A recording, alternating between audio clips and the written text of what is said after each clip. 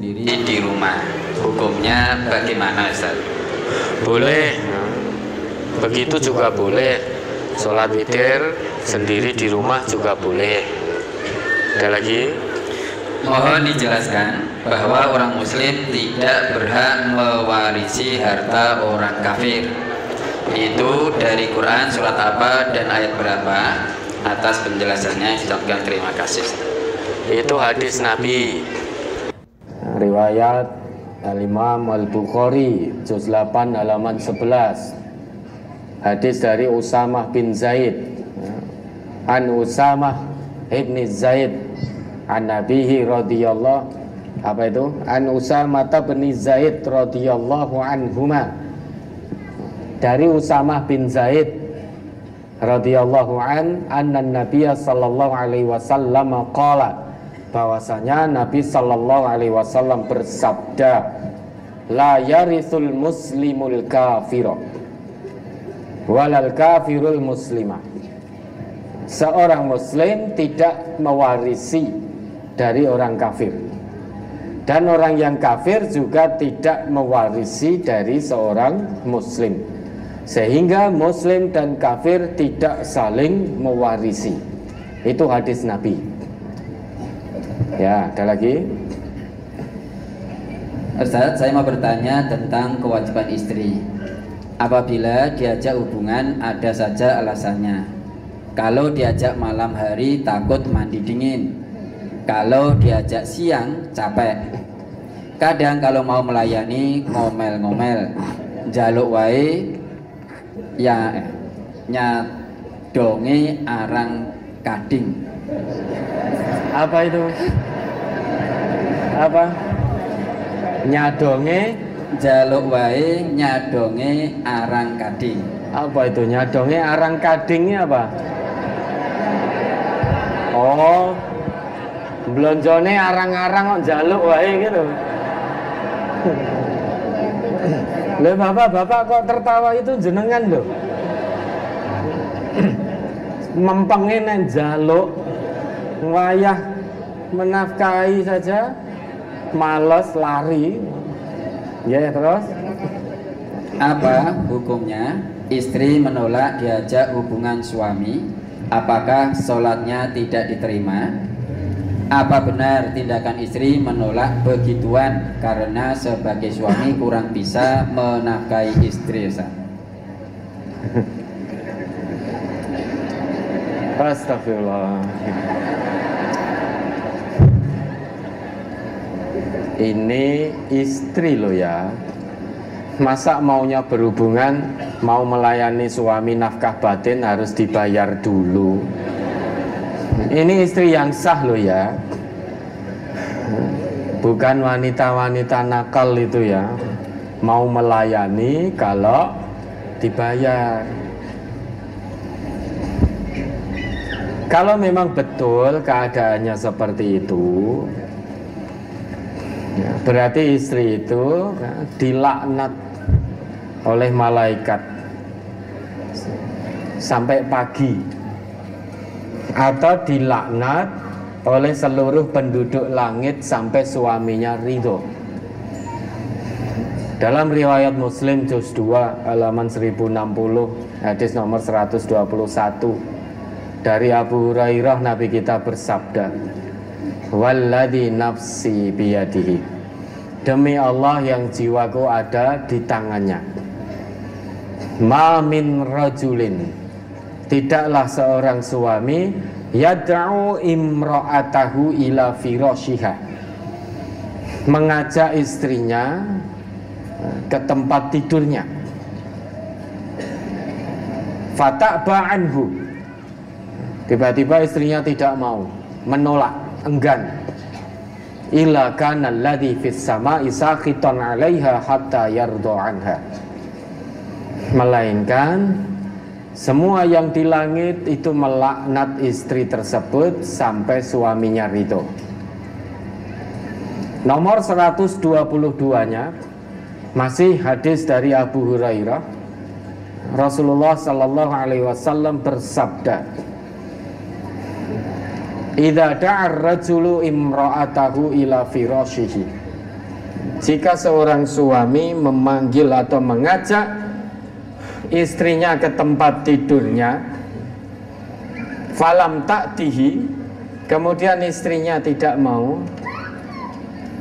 fabata ghadbana 'alaiha, kemudian suaminya bermalam dalam keadaan marah terhadap istrinya, la'anat hal malaika hatta tusbiha, maka istri tersebut dilaknat oleh malaikat sampai pagi. Ketika belum pagi, ternyata datang malaikat maut. Berarti istri tersebut meninggal dalam keadaan dilaknati oleh malaikat. Makanya para istri, kalau tidak ada udzur yang dibenarkan oleh syariat, semisal sakit dan lain sebagainya, layani suami ibadah batiniyah ini dengan penuh rasa syukur, dengan penuh rasa bahagia. Jangan terpaksa. Ini terkait dengan pertanyaan. Terkait dengan suaminya, nah nanti dikira saya bela para suami, karena saya juga suami. Untuk suaminya mencari nafkah, memberi nafkah itu kewajiban jenengan, kewajiban kita. Maka jangan hanya sregep memberi nafkah batin saja, harus imbang juga sregep memberi nafkah lahir. Kewajiban suami itu memberi nafkah lahir dan batin, bukan hanya memberi nafkah batin. Kalau kewajibannya hanya memberi nafkah batin, kesenengan jenengan, ya, mong pengen penak itu. Dalam Islam itu ar-rijal qawwamuna 'alan nisa bima faddalallahu ba'duhum 'ala ba'din wa bima anfaqu min amwalihim wa bima anfaqu min amwalihim. Itu ayatnya seringkali, ya, seringkali kita baca Quran surat An-Nisa ayat berapa? 34. Laki-laki itu pemimpin bagi para istri. Qawamun itu berarti qiwamatur rajul 'alal mar'ah. Kepemimpinan seorang laki-laki, seorang suami terhadap istri dan keluarga. Ma makna qiwamatur rajul 'alal mar'ah? Apa makna kepemimpinan suami terhadap istri? Al-qiyam bi syu'uniha, al-qiyam bi umuriha, yaitu memperhatikan urusan-urusan istri, kebutuhan-kebutuhan istri. Bukan berarti kebutuhan-kebutuhan di luar kemampuan. Artinya kebutuhan-kebutuhan primer istri diperhatikan, yaitu nafkah.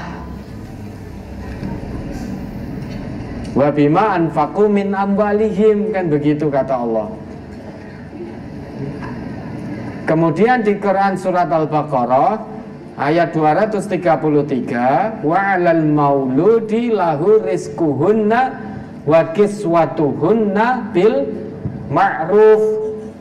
Wajib bagi para suami itu memberi nafkah lahir batin kepada istrinya dengan cara yang ma'ruf, cara yang baik. Maka para suami jangan hanya sregep minta nafkah batin saja, namun juga harus sregep tunaikan kewajiban, yaitu nafkah lahir menurut kemampuan yang Allah berikan. Dulu Nabi kita pernah ditanya, ada seseorang yang pernah bertanya pada Nabi, ya Rasulullah, ma haqqu zaujati ahadina alaihi, apa hak seorang istri atas suaminya, Nabi kita bersabda, antut ta'imaha idza ta'imta. Kamu beri makan istrimu jika kamu makan. Artinya suami bisa makan kok istri tidak diberi nafkah makan. Tapi suaminya bisa makan karena medit bakhil. Suaminya bisa makan, perutnya kenyang, istrinya tidak diberi nafkah, kon golek dhewe. Wa taksuha idza tasaita. Jika suaminya punya nafkah membeli pakaian untuk dirinya sendiri, maka wajib bagi suami untuk membelikan pakaian istri. Wala tuqabbih, jangan hina-hina istri, apalagi dihina di hadapan orang lain. Jangan menghina istri. Itu haknya istri. Hak istri itu tidak untuk dihina-hina, tapi untuk dicintai, dibimbing, dipimpin, digandeng tangannya, dididik dengan pendidikan yang baik, diayomi, dikasih sayangi, dijaga, bukan dihina. Kadang mangkel dengan istrinya, ya toh? Bahasanya keluar bahasa kasar. Nuwun sewu. Oh, bojo utek bosok. Ada loh yang begitu. Oh, utekmu kuwi gitu. Wis lemu ra nyegeri.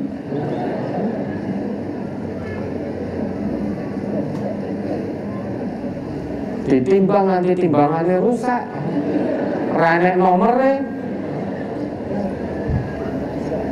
wis ngono ngeyel. Nah itu menghina. Kemudian hak istri yang lain, wala tadribil wajah. Jangan pukul istri. Jangan pukul wajah istri. Bukan berarti boleh memukul bagian yang lain. Intinya istri itu tidak untuk dipukuli. Saya tidak mukul kok, saya nendang. Ya ini Bani Israel ini.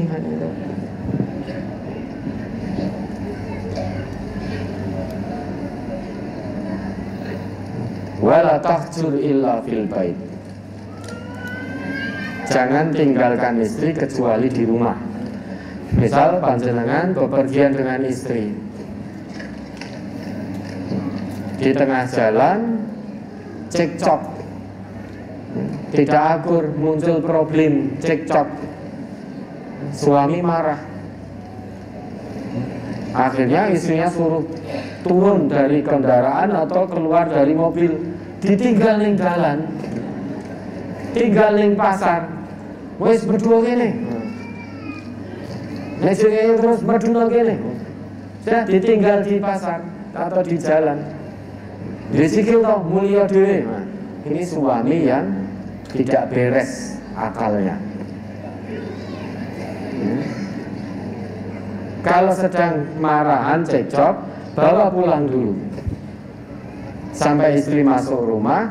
Kalau panjenengan para suami ingin menenangkan diri, meninggalkan istri, tidak apa-apa, sejenak tinggalkan istri, tapi posisi istri sudah di rumah. Jangan ditinggalkan duduk kering tengah jalan. Kalau itu dilakukan berarti para suami tidak menunaikan kewajibannya dengan baik.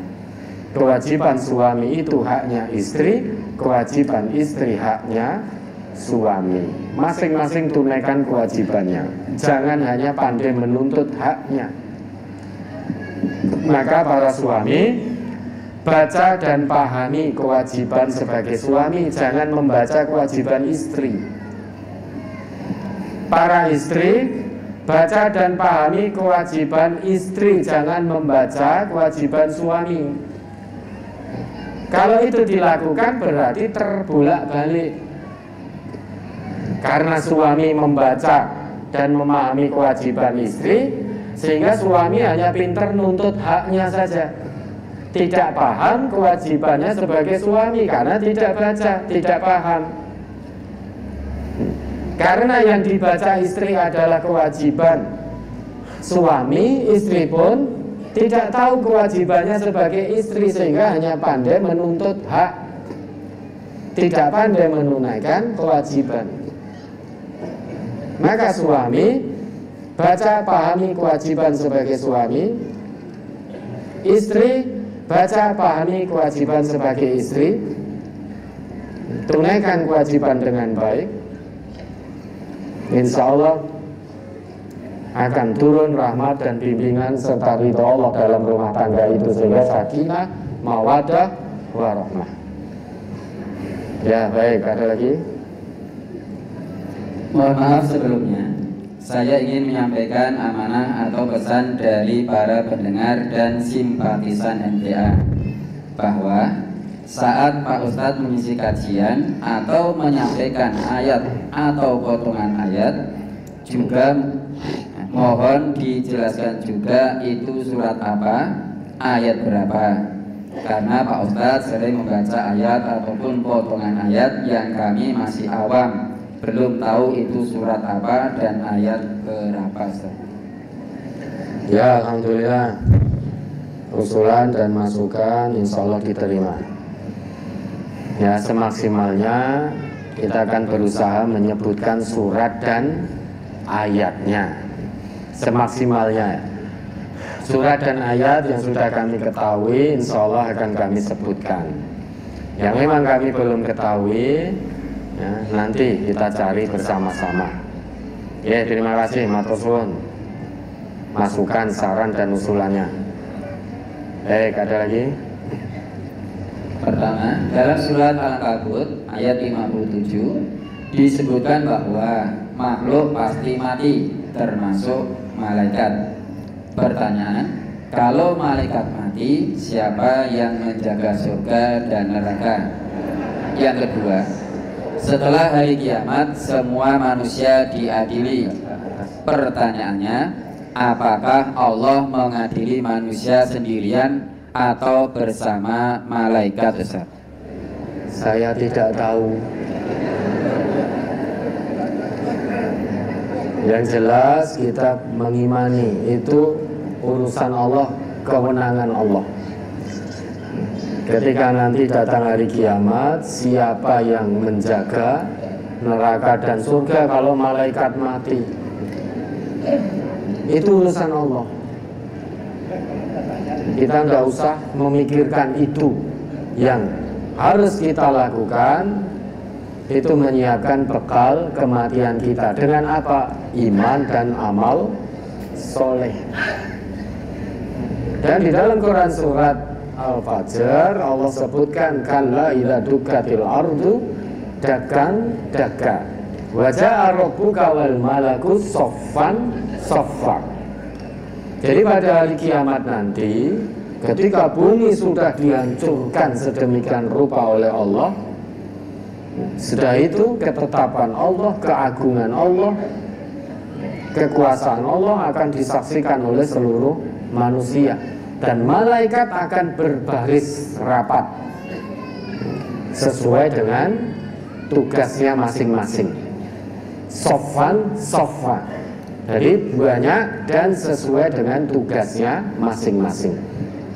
Lah apakah yang dihidupkan malaikat dulu atau manusia dulu yang dibangkitkan? Wallahu a'lam. Sudah kita mengimani itu tanpa meragukan sedikit pun.